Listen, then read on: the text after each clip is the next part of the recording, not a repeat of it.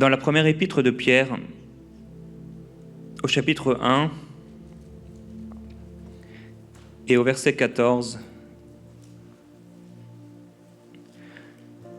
il est écrit « Comme des enfants obéissants, ne vous conformez pas aux désirs que vous aviez autrefois dans votre ignorance. Mais de même que celui qui vous a appelé est saint, vous aussi, devenez saints dans toute votre conduite. Puisqu'il est écrit, vous serez saints, car je suis saint.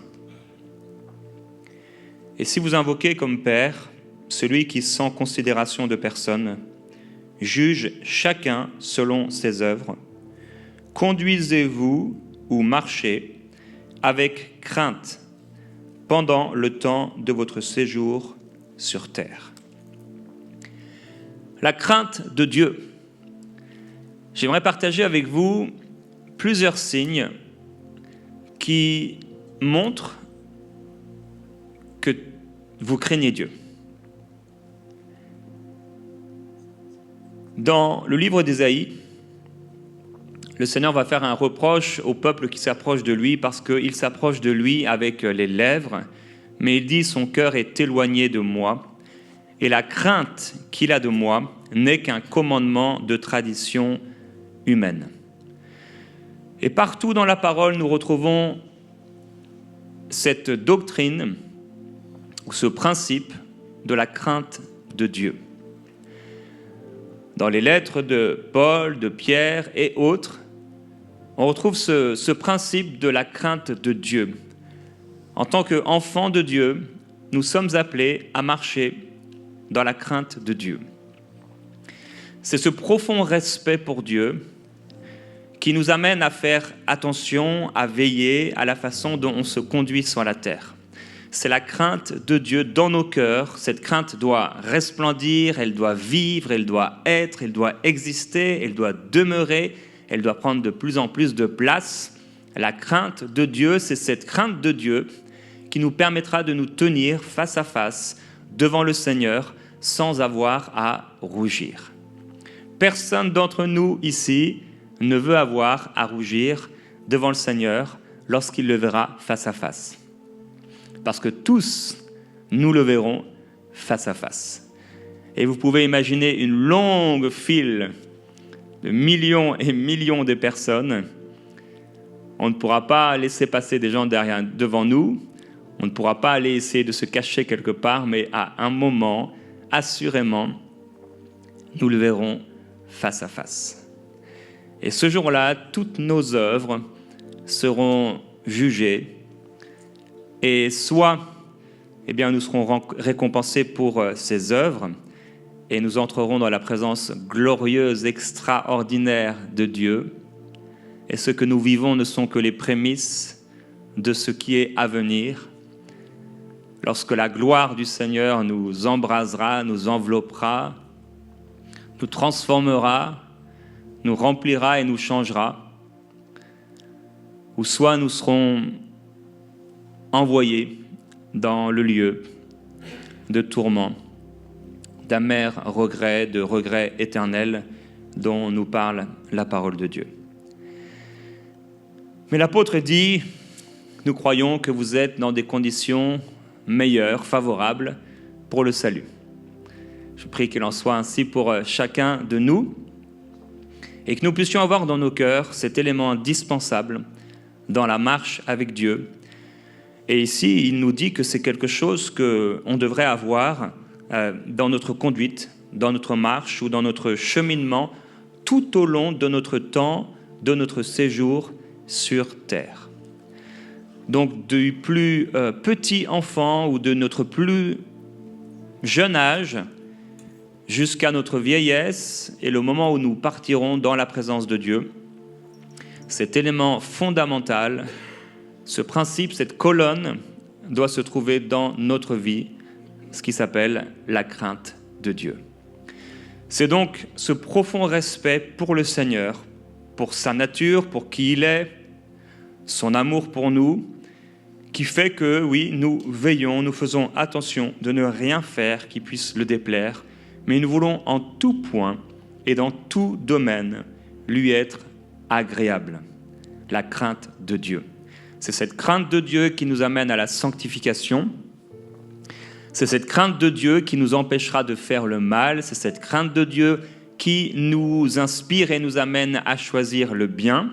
C'est cette crainte de Dieu qui, même si parfois la chair voudrait faire autrement, nous choisissons d'aller dans l'esprit. Nous choisissons ce qui est agréable à l'esprit et non pas ce qui est agréable à la chair. Nous faisons le choix de l'esprit. Alors comment savoir si vous craignez Dieu ? Je vais partager avec vous plusieurs signes qui vont révéler ou non si vous craignez Dieu. Et le premier de ces signes, alors ils ne sont pas forcément dans un ordre en importance, mais le premier de ces signes, il y en aurait d'autres également, c'est que lorsque tu pêches, tu te repens. Puisque la crainte de Dieu ne nous amènera pas toujours à ne pas pécher, puisque dans la chair, d'une manière ou d'une autre, nous broncherons tous. Et parfois, nous allons tomber. Cette crainte de Dieu nous pousse bien sûr à ne pas pécher. Cette crainte de Dieu nous pousse à la sainteté. Mais nous savons que tôt ou tard, on va tomber, on va pécher d'une façon ou d'une autre. Et un signe qui montre qu'on craint Dieu, c'est que lorsque nous péchons, on se repent automatiquement. Et le Seigneur nous dit qu'il guide celui qui pêche avec des chaînes d'amour, afin de le délivrer. Le premier signe qui montre que tu crains Dieu, c'est que lorsque tu vas pécher, tu vas te repentir. Tu ne restes pas dans cette condition, mais tu te repens. Parce que tu aimes le Seigneur et que tu détestes l'attrister, tu n'aimes pas attrister l'esprit, mais tu veux toujours lui faire plaisir et lui être agréable. Lorsque tu vas tomber, tu ne restes pas dans ce péché, tu ne demeures pas dans ce péché, mais tu lui demandes sincèrement pardon. Un autre signe qui va montrer qu'on craint Dieu, c'est qu'après avoir péché, et d'une manière générale, on va revenir à Dieu, mais on va également le chercher, priant et invoquant son nom. Quelqu'un qui craint Dieu, c'est quelqu'un qui va chercher Dieu. C'est quelqu'un qui a une vie, quelque part, de recherche de la présence de Dieu. Nous cherchons Dieu. Nous cherchons Dieu dans la prière, nous invoquons son nom parce que nous le craignons. Dans le livre d'Ésaïe, on lit « Cherchez l'Éternel pendant qu'il se trouve. Invoquez-le tandis qu'il est prêt. Que le méchant abandonne sa voie et l'homme d'iniquité ses pensées, qu'il retourne à l'Éternel, qui aura compassion de lui, à notre Dieu qui est riche en pardon. » Dans le livre d'Osée, nous lisons « Il est temps de chercher l'Éternel jusqu'à ce qu'il vienne et répande sur vous la justice. » Et encore, connaissons, cherchons à connaître l'Éternel. Sa venue est aussi certaine que celle de l'aurore. Alors on a cette interpellation dans la parole de chercher Dieu. Et quand on craint Dieu, régulièrement, on va chercher à entrer dans la présence de Dieu. On cherche à connaître Dieu. On va, bien sûr, prier. Nous devenons des hommes et des femmes de prière.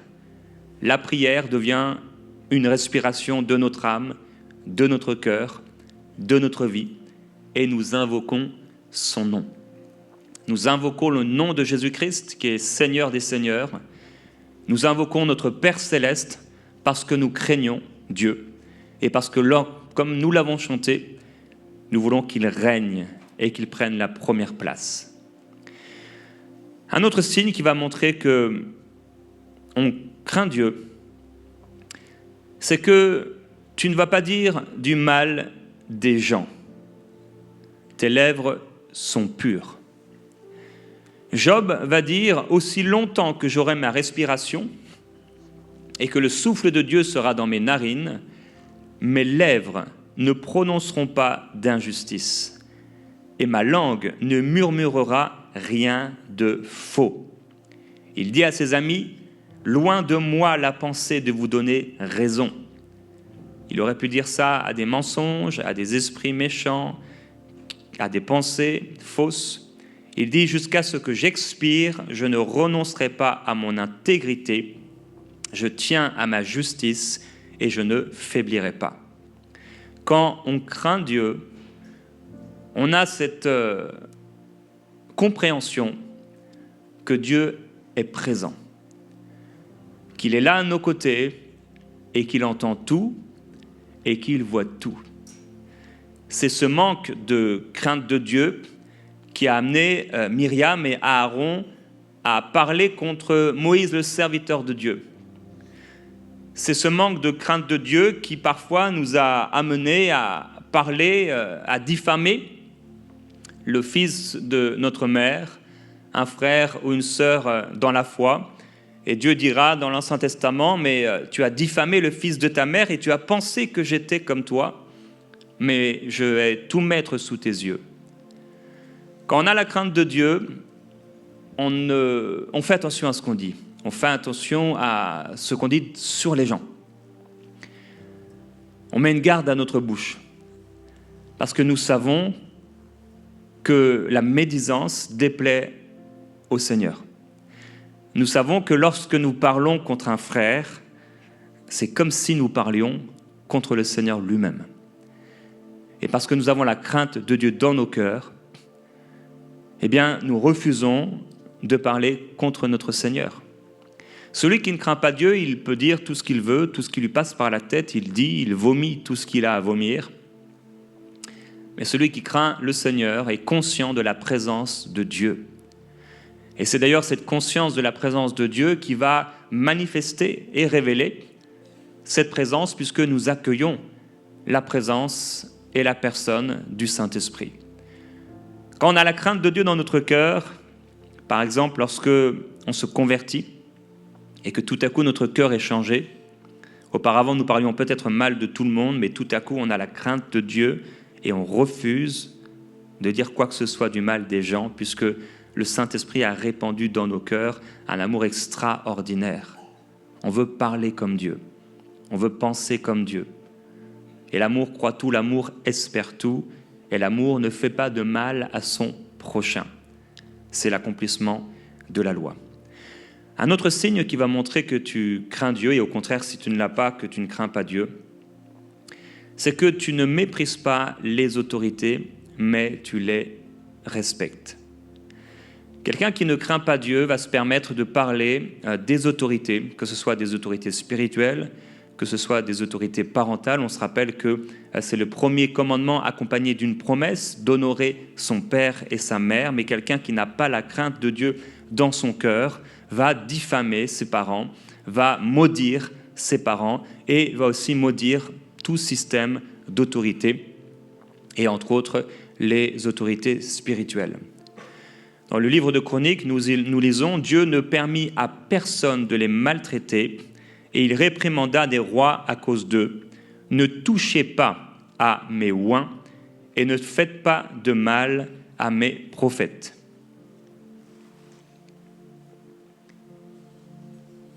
Dieu veille au respect que nous avons pour les personnes qu'il a instituées dans nos vies. C'est quelque chose qui peut se perdre, c'est quelque chose qu'on doit apprendre à comprendre. C'est que les systèmes d'autorité mis en place par le Seigneur sont importants pour le cœur de Dieu. Un jour, le roi David était en train d'entrer avec l'arche de l'Alliance dans la cité de David. Et vous vous souvenez, il y avait Michal, sa femme qui était là, qui va le voir, et la Bible dit, elle le méprisa dans son cœur. Le rôle de mari est un système d'autorité. Le rôle de roi également est un système d'autorité. Il y avait une double autorité dans la vie de David par rapport à Michal. Et qu'est-ce qui va se passer? C'est que le manque de crainte de Dieu dans la vie de cette femme va l'amener à mépriser ce roi en le voyant danser comme un homme de rien. Et on sait que ça va produire dans sa vie, malheureusement, la stérilité. J'ai parlé de Myriam et Aaron qui vont parler contre Moïse parce qu'il avait pris une femme étrangère. Et il n'aurait pas dû prendre une femme étrangère. Et ils vont se positionner au-dessus de Moïse et parler contre lui, pensant bien faire. Et parfois, dans l'Église, on peut penser bien faire en parlant contre les autorités responsables ou autres, pasteurs ou autres dans l'Église, parce que la Bible dit, parce que ceci, cela, mais il faut veiller et faire attention. Dieu est Dieu, il contrôle, il règne, et c'est lui qui bâtit l'Église. Et on doit faire attention de ne pas être animé par une justice humaine, parce que la justice humaine n'accomplit pas les désirs de Dieu. Si nous avons la crainte dans notre cœur, on fait attention à ce qu'on dit des autorités. Quand j'ai la crainte de Dieu dans mon cœur, je fais attention à ce que je dis de mon père, de ma mère. Je veille à ma bouche. Je fais attention à ce que je dis de mon responsable spirituel parce que je sais que la place que le Seigneur lui a donnée, ce n'est pas un homme qui l'a établi là, mais c'est Dieu. Et il faut que je puisse faire attention. Et c'est un des signes qui montre que nous craignons Dieu lorsque nous craignons ses serviteurs, ce Dieu qui a dit « Ne touchez pas à ceux que j'ai oints et ne faites pas de mal à mes prophètes ». Il dira que c'est comme toucher à la prunelle de ses yeux, de toucher à l'un de ses petits, de ceux qui sont à lui. Un autre signe qui montre que nous avons la crainte de Dieu dans notre cœur, c'est que nous marchons dans la sainteté même quand personne ne nous voit. La crainte des hommes nous fera marcher et faire le bien, marcher dans la sainteté et faire le bien, seulement quand les gens nous voient. Mais la crainte de Dieu nous amènera à faire le bien et continuer de faire le bien, même quand personne ne nous voit. C'est cette crainte de Dieu dans le cœur de l'homme qui va empêcher à un homme de faire le mal également lorsqu'il est tout seul et que personne ne le voit. Dans le livre de Juges, il est écrit que lorsque le juge était mort, en parlant du peuple de Dieu, Dieu avait établi des juges pour régner et diriger et juger les affaires du peuple. Et lorsque le juge mourait, Dieu dit qu'ils se corrompaient de nouveau plus que leur père en allant après d'autres dieux pour les servir et se prosterner devant eux. Ils n'abandonnaient rien de leurs œuvres ni de leur conduite obstinée. Donc, tant que le juge était là, tant que le juge les voyait, tant que le juge les dirigeait, ils marchaient avec Dieu. Mais lorsque le juge mourait, eh bien, ils s'éloignaient de Dieu. En fait, cela montrait que la crainte qu'ils avaient dans leur cœur n'était qu'une crainte humaine. Si le juge me voit, alors je fais attention. Si le juge n'est pas là, vous savez ce qui se passe. Quand le chat n'est pas là, les souris dansent. Dans le livre de Colossiens, chapitre 3, on a cet encouragement pour nous. Serviteurs, obéissez en toutes choses à vos maîtres selon la chair. Donc on parle ici des salariés dans une entreprise, par exemple.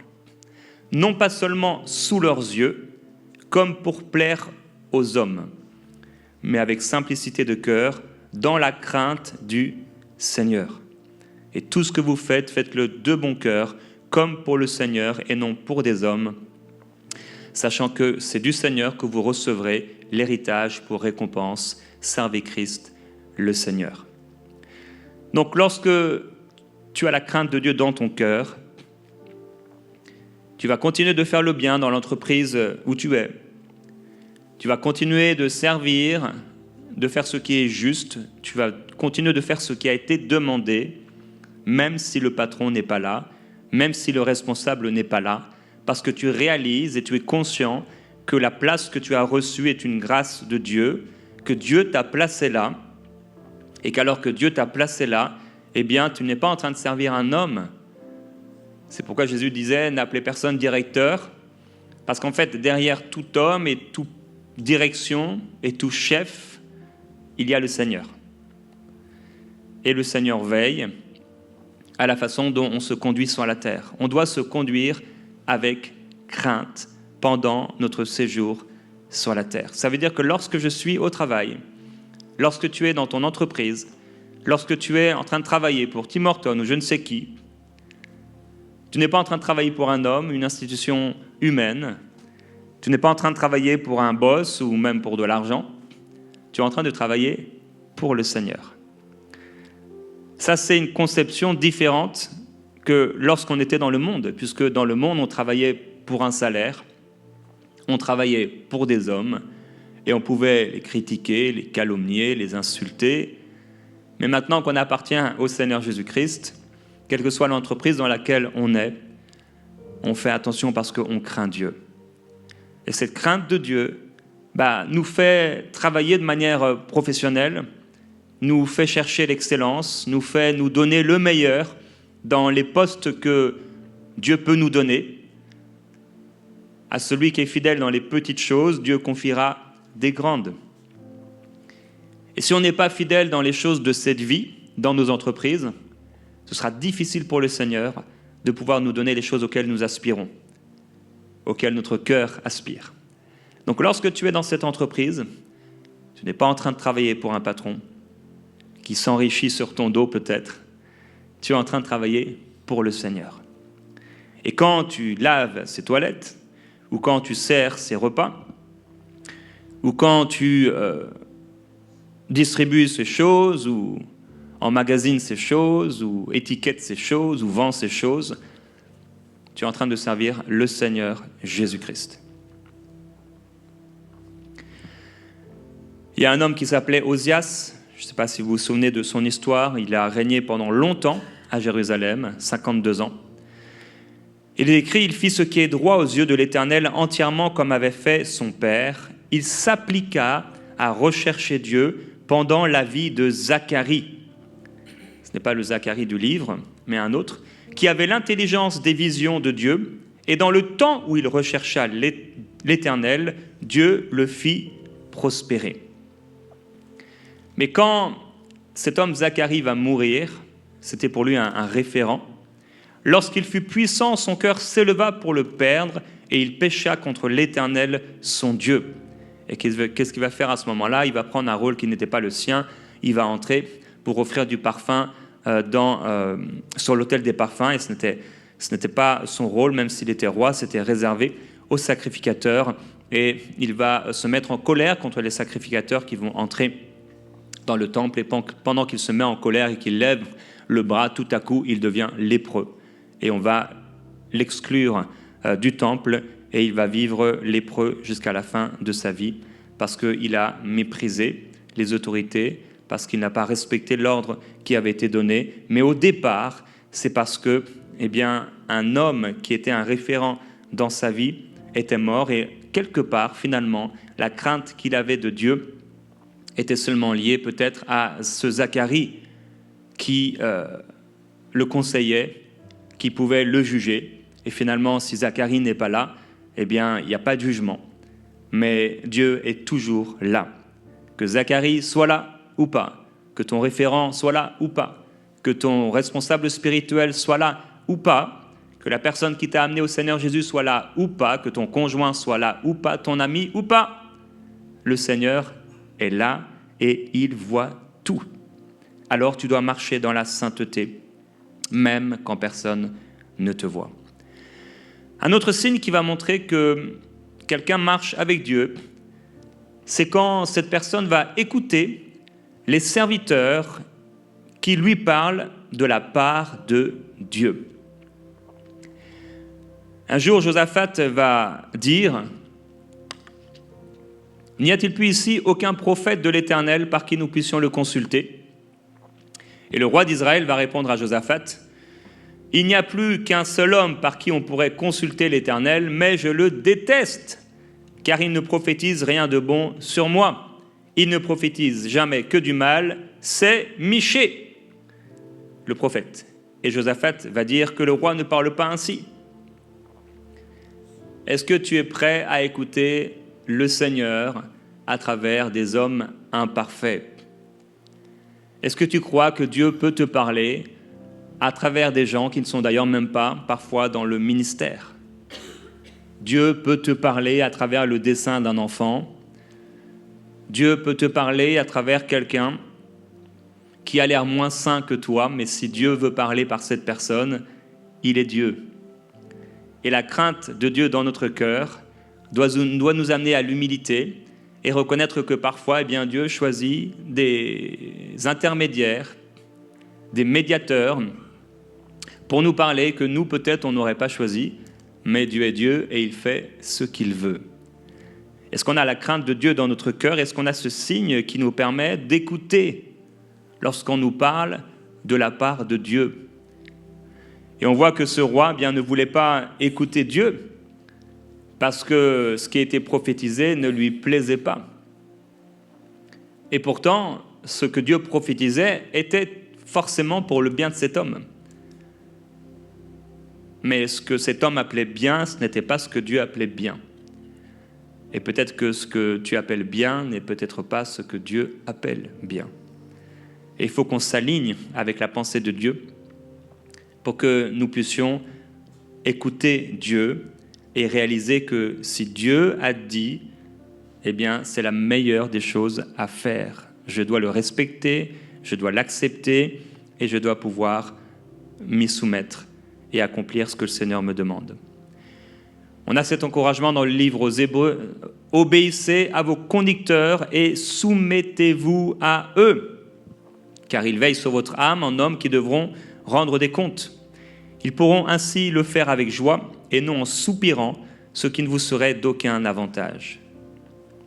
On doit obéir à nos conducteurs et nous soumettre à leurs directives. On doit le faire dans la famille spirituelle où le Seigneur nous a amenés. C'est pour notre bien.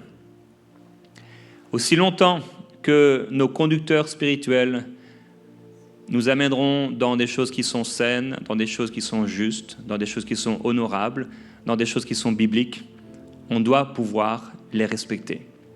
On doit pouvoir obéir. Ça, c'est un mot qu'on n'aime pas, obéir. Obéir à un homme, obéir à un conducteur spirituel, obéir à un responsable dans l'église, obéir à un pasteur. Mais beaucoup de gens se disent en eux-mêmes, mais moi, je n'ai pas à obéir à un pasteur. C'est un homme comme moi. Mais Dieu positionne qui il veut. Et il fait ce qu'il veut. Et ne pas vouloir obéir et ne pas vouloir respecter l'onction, Paul dit, c'est Dieu qui m'a appelé à être apôtre. Ne pas respecter cet apostolat, ne pas respecter cette onction, ça va occasionner beaucoup de conséquences négatives dans nos vies. Et au contraire, lorsque quelqu'un respecte l'onction d'un homme imparfait ou d'une femme imparfaite, cette personne verra assurément une bénédiction. Lorsque nous sommes placés par le Seigneur dans une famille d'église et que nous reconnaissons et respectons l'onction que le Seigneur a donnée dans l'église, il y a une bénédiction et il y a une grâce qui coule. Nous devons écouter les serviteurs qui nous parlent de sa part. Dieu dira, je vous ai envoyé tous mes serviteurs, les prophètes, dans le livre de Jérémie. Je les ai envoyés dès le matin pour vous dire, ne commettez pas ces actions horribles pour lesquelles j'ai de la haine. Mais ils n'ont pas écouté, ils n'ont pas tendu l'oreille, ils ne sont pas revenus du mal qu'ils ont fait et ils n'ont pas cessé d'offrir de l'encens à d'autres dieux. Et à un moment, après avoir donné ces paroles, les hommes qui savaient que leurs femmes faisaient le mal, elles offraient de l'encens à d'autres dieux, vont se réunir ensemble et ils vont dire textuellement au prophète Jérémie, qui était quand même un sacré prophète, « Nous ne voulons pas écouter la parole que tu nous as dite au nom de l'Éternel, mais nous voulons agir selon toute parole qui est sortie de notre bouche. » Imaginez la mentalité pour pouvoir dire une telle chose au grand prophète de Dieu, Jérémie. Celui qui a quand même un livre épais dans l'Ancien Testament, le prophète Jérémie. Il dira à un autre moment que pendant des années et des années, il leur a enseigné chaque matin la parole de Dieu, mais ils n'ont pas voulu écouter. Pourquoi ? La familiarité. Voir un gars, un homme qui était de la même nature qu'eux, en face d'eux, c'était juste un homme. Eux, ils ne voyaient pas que ça allait être le Jérémie de la Bible. Ils voyaient juste un homme. Mais il y avait sur cet homme une grâce et une onction. Il ne s'agissait pas de l'homme. Il s'agissait de ce qui était de Dieu sur cet homme et dans la vie de cet homme. Écoute, l'onction soit la vie des hommes, des femmes que le Seigneur a placés dans ta vie. Tu t'en porteras bien. C'est ce qu'on a lu. Ils veillent sur votre âme en hommes qui devront rendre des comptes. Ils pourront ainsi le faire avec joie et non en soupirant, ce qui ne vous serait d'aucun avantage. Alors lorsque nous respectons l'onction et que nous écoutons les hommes et les femmes que Dieu met dans nos vies, il y a un avantage. J'ai pu voir dans ma vie que lorsque j'étais dans mon église locale en Bretagne et que mon pasteur Philippe Bach, qui a prêché ici d'ailleurs, je le respectais. J'honorais l'onction sur sa vie et je m'en trouvais bien.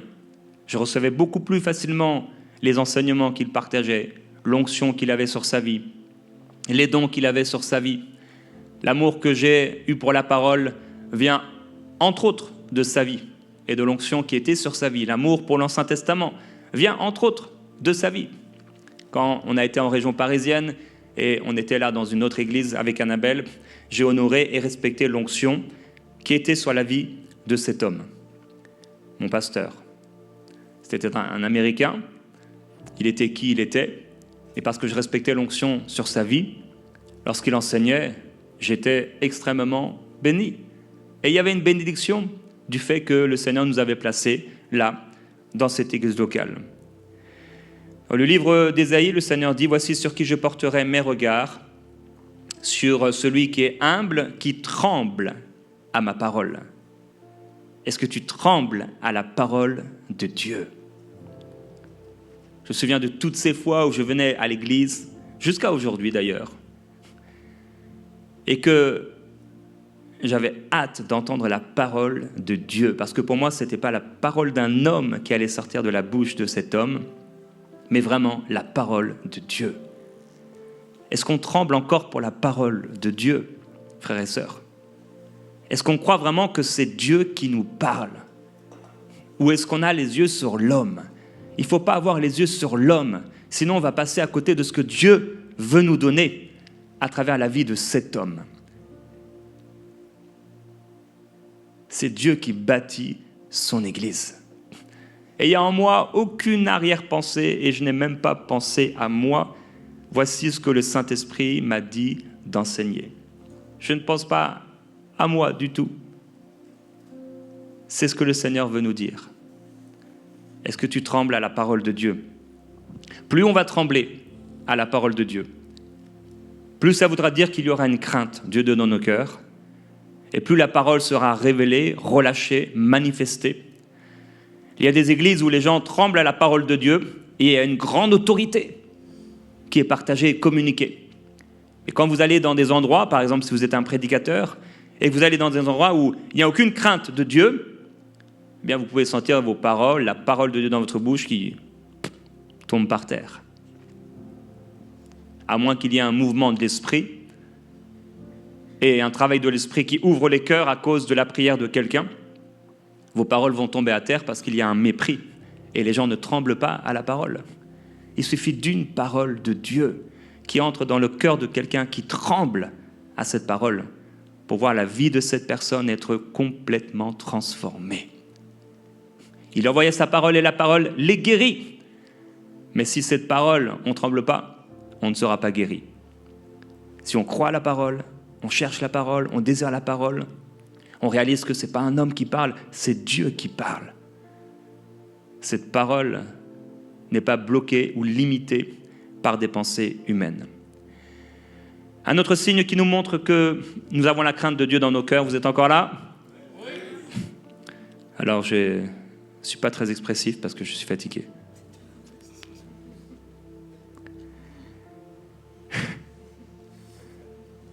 Un autre signe que qui montre que tu marches dans la crainte de Dieu, c'est que tu agis et juges avec justice, sans favoritisme. Dans le livre de Romains, au chapitre 2, nous avons cette parole qui nous dit que Dieu rendra à chacun selon ses œuvres. La vie éternelle à ceux qui, par la persévérance à bien faire, recherchent ce qui est bien, donc la gloire, l'honneur, l'incorruptibilité. Mais la colère et la fureur à ceux qui, par esprit de dispute, désobéissent à la vérité et obéissent à l'injustice. Et nous lirons, car auprès de Dieu, il n'y a pas de considération de personne. On est censé agir avec justice, parce que nous savons que Dieu rendra à chacun selon ses œuvres. On doit faire ce qui est bien, on doit faire ce qui est juste. Nous en avons parlé. Cette crainte de Dieu dans nos cœurs nous fait réaliser que pour toute œuvre que nous avons faite, pour toute parole qui a été dite, chaque parole vaine que nous avons prononcée, chaque geste qui a déplu au Seigneur, à moins qu'il y ait une véritable repentance de notre part, sera jugé par le Seigneur. Parce qu'auprès de Dieu, il n'y a pas de considération de personne. Ça veut dire que le même péché dans la vie d'un adolescent, le même péché dans la vie d'une femme âgée, le même péché dans la vie d'un pasteur, le même péché dans la vie d'un nouveau converti, sera jugé sans favoritisme. Dans le livre de 2 Chroniques, il est écrit, il établit des juges dans toutes les villes fortes du pays de Juda, dans chaque ville, et il dit aux juges, veillez à ce que vous ferez, car ce n'est pas pour les hommes que vous prononcerez des jugements. C'est pour l'Éternel qui sera près de vous en matière de droit. Maintenant, que la crainte de l'Éternel soit sur vous. Prenez garde quand vous agirez, car il n'y a chez l'Éternel, notre Dieu, ni fraude,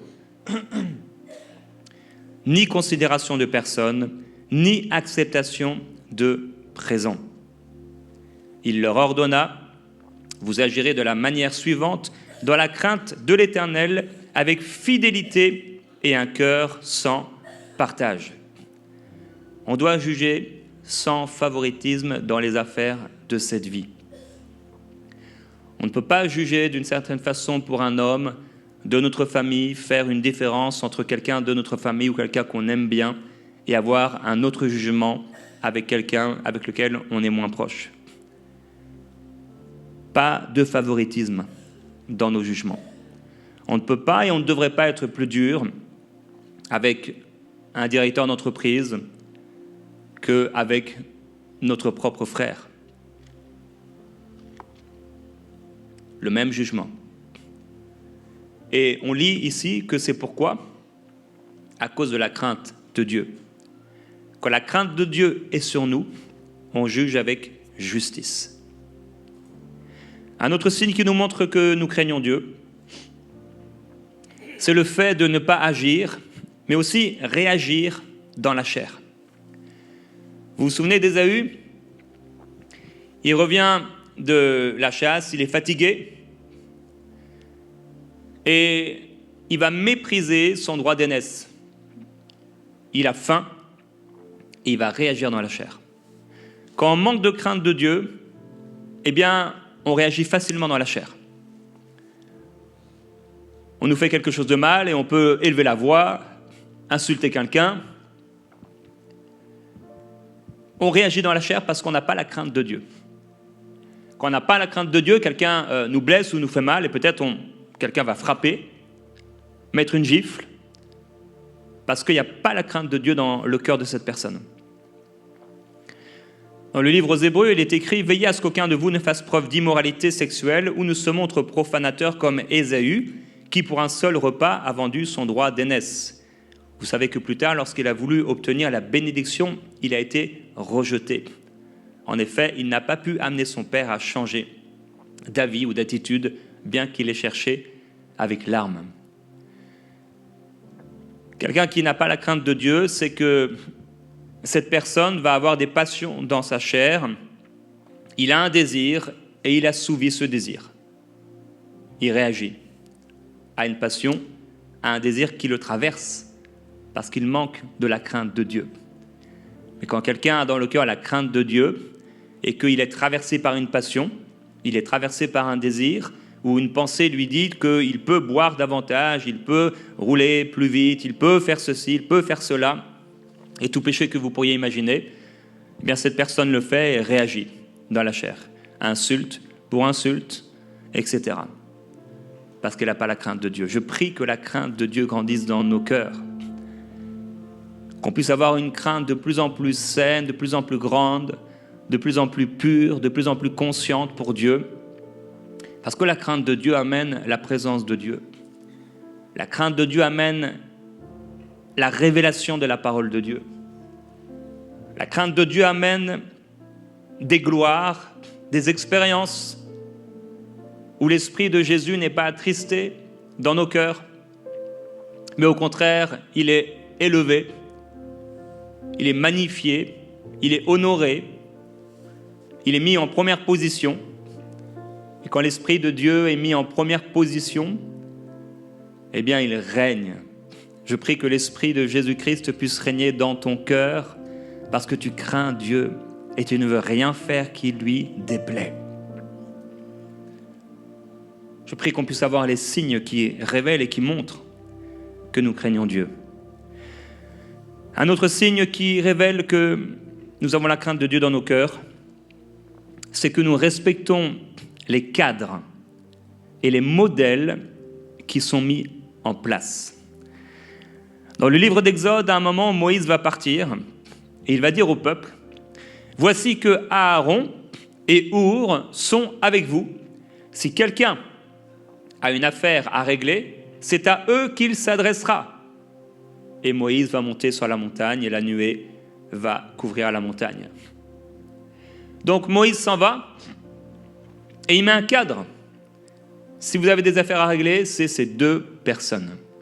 Quelqu'un qui a la crainte de Dieu va aller voir ces deux personnes s'il a quelque chose à régler parce que c'est le cadre qui a été mis par Dieu. Quelqu'un qui n'a pas la crainte de Dieu, s'il a un problème à régler, va essayer de contourner, va essayer d'aller voir un tel, va essayer d'aller voir l'ancien responsable ou va aller voir son ami préféré ou son responsable préféré, mais ce n'est pas son responsable préféré qui doit aller voir, c'est ceux que le Seigneur a institués. On ne doit pas chercher à contourner les règles qui sont mises par le Seigneur. Cela montre qu'il nous manque de la crainte dans notre cœur. Et sur cette montagne, le Seigneur va dire à Moïse, « Regarde, puis exécute d'après le modèle qui t'a été montré sur cette montagne. » Dieu donne des modèles, Dieu établit des principes, Dieu met des cadres, il faut savoir les respecter. On a cet encouragement dans l'Ancien Testament à plusieurs reprises de ne pas déplacer les bornes qui ont été mises par les pères. Ça veut dire qu'il y a des choses qui ont été placées, il y a des cadres qui sont mis, nous devons les respecter. Aussi longtemps que ces cadres n'empêchent pas ou n'amènent pas les personnes à pécher, on doit les respecter. Dans les livres de Chroniques, voici ceux que David établit pour diriger le chant dans la maison de l'Éternel. Ils étaient au service du chant devant le tabernacle, devant la tente de la rencontre. Ils étaient présents à leur travail d'après la règle qui leur était prescrite. Ici sont établis des chantres et des musiciens. Ils ne font pas ce qu'ils veulent. Ils sont établis par le Seigneur à travers des hommes pour le service de Dieu. Quelqu'un ne peut pas se mettre à chanter une chanson du monde ou à s'habiller n'importe comment ou à s'enorgueillir ou à faire quelque chose de bizarre parce qu'il y a un cadre. Aaron et ses fils offraient les sacrifices sur l'autel des holocaustes et l'encens sur l'autel des parfums. On n'offrait pas les sacrifices sur l'autel des parfums, on offrait les sacrifices sur l'autel des holocaustes. Il y a un cadre. J'ai toujours été étonné. Et les petites... comment ça s'appelle ça Comment ça s'appelle? Barrières, ouais. Mais, bon, c'est pas vraiment le mot, mais merci mon frère. Toujours été étonné de voir dans les églises où il y avait des barrières comme ça. Des poteaux à cordes. De voir en fait que les gens, ils l'enlèvent, ils passent et ils s'assoient là où on leur a dit de ne pas s'asseoir. Mais ça, c'est manquer de crainte de Dieu. On est dans l'église et il y a des choses qui ont été mises et en fait, toi, tu te permets de passer au-delà de ces choses. Mais c'est manquer de crainte de Dieu. Il y a un cadre qui est mis. Peut-être tu ne comprends pas pourquoi, peut-être tu n'es pas d'accord avec, mais tu dois le respecter. Combien de fois j'ai vu ça? Ah oui, mais moi j'ai une raison. Ah oui, mais moi ah oui, mais on a toujours une raison de ne pas obéir. Il y a un cadre. Il remplissait toutes les fonctions dans le Saint des Saints et faisait l'expiation pour Israël selon tout ce qu'avait ordonné Moïse, serviteur de Dieu. Alors, il faut savoir respecter les cadres et les modèles qui sont mis en place. Et ça comprend aussi le fait de mener une vie équilibrée, de ne pas tomber dans des extrêmes. Dans le livre d'Ecclésiaste, on a cet encouragement de ne pas tomber dans des extrêmes, de ne pas devenir trop juste à l'excès, au point, vous savez, de devenir vraiment obsédé par le moindre détail, mais en même temps de ne pas devenir fou et insensé. Donc, respecter les cadres, les principes, les modèles vont aussi nous permettre de vivre une vie équilibrée. La crainte de Dieu nous amène à vivre une vie équilibrée, parce qu'on reconnaît les systèmes qui sont mis en place par le Seigneur. Là, j'ai parlé de choses générales, mais aussi ici, de choses plus personnelles. La crainte de Dieu m'amène à marcher d'une bonne façon, parce que Dieu met des cadres et je les respecte. Et je fais attention. Un autre signe qui nous montre que nous avons la crainte de Dieu, c'est que nous gardons et obéissons aux commandements de Jésus sans rechigner. Jésus a dit, vous êtes mes amis si vous faites ce que je vous commande. Et quelques versets plus loin, il dit, ce que je vous commande, c'est de vous aimer les uns les autres. Celui qui a de la crainte de Dieu dans son cœur va aimer son prochain. Mais celui qui n'en a pas va le détester s'il a envie de le détester, va le mépriser s'il a envie de le mépriser, va l'insulter s'il a envie de l'insulter. Mais celui qui a de la crainte dans son cœur, il va respecter les commandements du Seigneur Jésus-Christ. Et ce deuxième des plus grands commandements, nous aimer. Aimer l'un, aimer l'autre. L'Ecclésiaste dira tout à la fin du livre. Écoutons la conclusion de tout le discours. Crains Dieu et observe ses commandements. C'est là tout l'homme, car Dieu fera passer toute œuvre en jugement au sujet de tout ce qui est caché, soit bien, soit mal. Tu peux cacher les choses aux hommes, mais pas à Dieu. C'est pourquoi, mon frère, ma sœur, crains Dieu. Respecte profondément ton Seigneur et ton Maître. Obéis aux commandements et aux instructions du Seigneur. Il est écrit, le Seigneur donne une parole et les messagères forment une grande armée. Il suffit d'une parole et voilà les messagères qui forment une grande armée. Je prie que le Seigneur nous donne une parole et qu'au son de cette parole, à l'écoute de cette parole, on puisse obéir comme ces messagères de bonnes nouvelles. Rapidement obéir aux instructions du Seigneur. Quand tu as la crainte de Dieu, tu vas garder les commandements de Dieu. Tu les gardes dans ton cœur, comme Samuel qui ne faisait tomber à terre aucune des paroles de Dieu et qui s'y conformait. On doit obéir à la parole de Dieu. Cette crainte de Dieu t'amène à obéir à ton Seigneur. Seigneur, je ne veux rien faire de mal et au contraire, je veux obéir et je veux faire le bien. Un autre signe qui montre que nous craignons Dieu, c'est que tu accomplis tes vœux envers le Seigneur. Quand il y a la crainte de Dieu dans le cœur de quelqu'un, si cette personne a fait un vœu, un engagement auprès de Dieu, cette personne va faire ce qu'elle a dit. Mais quelqu'un qui n'a pas la crainte de Dieu, eh bien, il prend un engagement avec Dieu et il l'oublie, il se fait des excuses et simplement, bon, c'est pas grave. J'ai dit à Dieu que je donnerais cela, ou j'ai dit à Dieu que je ferais cela, mais si j'ai pas la crainte de Dieu, si je change d'avis demain, je change d'avis demain et c'est pas grave. Et je me dis que c'est pas grave. Mais si j'ai la crainte de Dieu dans mon cœur, je me dis, je me suis engagé avec Dieu, c'est tellement important, il faut que je le fasse. Et si je ne peux pas le faire, eh bien je vais demander, Seigneur, je t'en supplie, pardonne-moi. Ou permets-moi, montre-moi comment je peux accomplir cette chose parce que je ne réussis pas. Si je suis sincère et honnête avec moi. Parce que souvent, en fait, nous pouvons le faire. Donc, il y a des engagements que nous prenons avec Dieu et la crainte de Dieu nous amènera à les accomplir. Le psalmiste a dit, j'irai dans ta maison avec des holocaustes, j'accomplirai envers toi mes vœux, ce que mes lèvres ont exprimé et que ma bouche a prononcé dans ma détresse. Parce que parfois, on est dans la détresse et c'est là qu'on prend un engagement avec Dieu. Est-ce qu'on va le faire?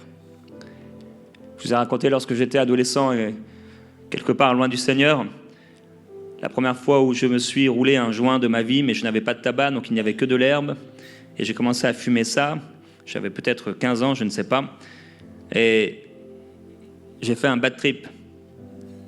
Et là, j'ai été dans les toilettes et j'étais en nage et c'était horrible, la sensation horrible. Et j'ai dit à Dieu, Seigneur, si tu me délivres maintenant, je vais me faire baptiser. Et en un instant, plus rien. Tout est parti. J'ai pris mon téléphone directement. J'ai appelé mon pasteur. Je lui ai dit, pasteur, je veux me faire baptiser. Et j'ai accompli le vœu. Quel est le vœu que tu as fait au moment de ta détresse et que tu n'as pas accompli?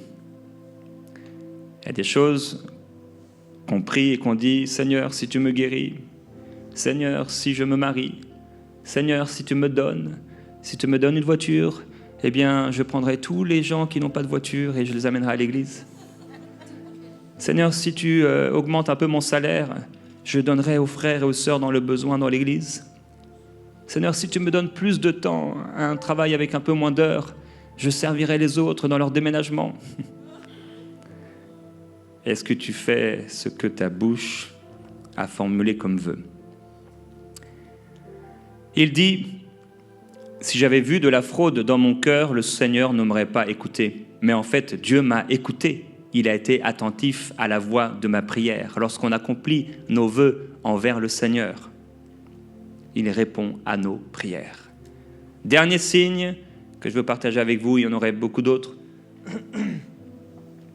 qui montrent que tu crains Dieu, c'est lorsque tu écoutes Dieu plutôt que les hommes. Vous vous souvenez l'histoire de ces sages-femmes? Le roi d'Égypte va leur ordonner de faire mourir les enfants garçons hébreux. Et il va leur dire, quand vous verrez les femmes sur leur siège d'accouchement, si c'est un garçon, faites-le mourir. Et si c'est une fille, laissez-la vivre. Et il écrit quoi? Mais les sages-femmes craignirent Dieu et ne firent pas ce que leur avait dit le roi d'Égypte. Elles laissèrent vivre les enfants. La crainte de Dieu va t'amener à obéir d'abord à Dieu plutôt qu'aux hommes, à chercher d'abord la faveur de Dieu plutôt que celle des hommes. Et si tes amis t'amènent à faire quelque chose qui déplaît au Seigneur, tu ne vas pas leur obéir, quitte à perdre des relations et des amitiés, parce que c'est trop important pour toi. La crainte de Dieu. Le roi d'Égypte appela les sages-femmes et leur dit, pourquoi avez-vous agi ainsi et avez-vous laissé vivre les enfants? Et là, qu'est-ce qu'elles vont faire? Elles vont mentir. C'est que les femmes des Hébreux ne sont pas comme les Égyptiennes, elles sont vigoureuses et elles accouchent avant l'arrivée de la sage-femme. T'es hébreu? T'es hébreu?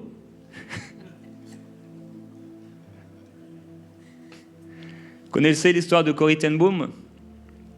Cette femme qui, elle a énormément souffert pour ce choix, une chrétienne néerlandaise qui, pendant la Seconde Guerre mondiale, avec l'aide de sa famille, va cacher des juifs persécutés par les nazis.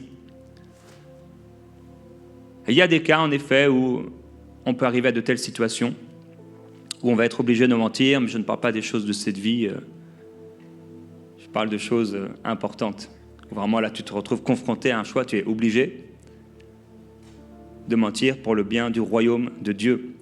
Ce sont des cas rares, mais j'ai quand même voulu en parler simplement pour illustrer le fait qu'il nous faut écouter Dieu plutôt que les hommes.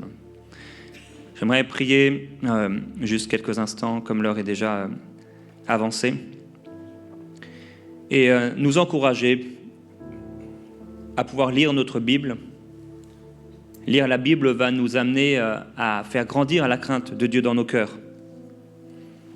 Dans le livre de Deutéronome, il est écrit au sujet du roi, quand il va s'asseoir sur son trône, il écrira pour lui-même dans un livre un double de cette loi qu'il prendra auprès des sacrificateurs. Donc il se faisait, entre guillemets, une Bible, l'Ancien Testament, le Pentateuque. Il devra l'avoir avec lui et y lire tous les jours de sa vie, afin qu'il apprenne à craindre l'Éternel, son Dieu, à observer toutes les paroles de cette loi et toutes ses prescriptions pour les mettre en pratique. Lire la Bible va faire grandir dans nos cœurs la crainte de Dieu. Mon frère, ma sœur, lis la Bible tous les jours et la crainte de Dieu augmentera dans ton cœur. Père, nous voulons te remercier pour ta parole. Ce soir, tu nous as parlé et encouragé à te craindre, à te respecter, à vouloir t'obéir. Nous prions, Père, que cette sainteté puisse augmenter dans nos cœurs, dans nos vies et au milieu de nous. Tu as dit que sans la sanctification, personne ne pourra te voir. Et dans un monde de plus en plus fou, dans un monde où le péché abonde toujours plus, où on appelle le mal bien, le bien mal, dans un monde où même l'Église, beaucoup d'églises, commencent à enseigner des hérésies, à faire des choses qui sont contraires à ta parole et à ton cœur, tu nous appelles, Seigneur Jésus-Christ, à te révérer dans nos cœurs. Et je prie, Père Céleste, pour tout frère, toute sœur qui entend ce message, que dans son cœur puisse régner la révérence, le respect profond et l'amour pour toi. Nous voulons t'obéir. Mon frère, ma sœur, dis au Seigneur dans une prière, je veux te craindre. Je prie que la crainte de Dieu dans mon cœur puisse se développer jusqu'à la fin, puisse grandir en moi. Et s'il y a un péché caché, un péché non confessé, là où tu es simplement, demande pardon au Seigneur. Renonce à ce péché. Et prends la décision de ne plus retomber. Seigneur, nous te glorifions. Nous t'adorons, Jésus-Christ. Tu es précieux et tu es saint. Nous te respectons, Seigneur. Nous t'admirons. Nous te révérons. Tu es saint. Nous désirons que cette sainteté se développe en nous. Nous désirons marcher dans l'Esprit. Oui, Seigneur, nous voulons voir le Saint-Esprit agir et se manifester à travers nos vies, dans nos vies, tellement il est à l'aise, tellement il est bien dans notre présence, parce que nous te révérons dans nos cœurs, dans nos vies. Et nos vies, le concret de nos vies n'est pas contraire aux choses qu'on a dans notre cœur, mais simplement en accord avec la crainte de Dieu en nous. Merveilleux Saint-Esprit, tu veux nous amener en tant qu'individus, en tant que couple, famille, église, dans une vie de l'Esprit. Tu veux te glorifier et faire des choses extraordinaires au milieu de nous. Tu veux accomplir la parole de tes envoyés, manifester ta gloire, nous remplir de l'Esprit à déborder. Tu veux accomplir au milieu de nous des signes, des prodiges, des miracles. Mais tu cherches la crainte la crainte de Dieu dans nos cœurs. Nous voulons te respecter, Seigneur Jésus-Christ, et respecter ta présence. Nous voulons te respecter, précieux Saint-Esprit. Te respecter pour qui tu es. Merveilleux Jésus-Christ. Merveilleux Saint-Esprit. Pardonne-nous, Seigneur, pour toutes les fois où on a parlé en vain. Pardonne-nous pour toute action vaine, toute action mauvaise, tout mensonge, toute calomnie, tout ce qui n'a pas été à ta gloire dans nos cœurs, dans nos vies.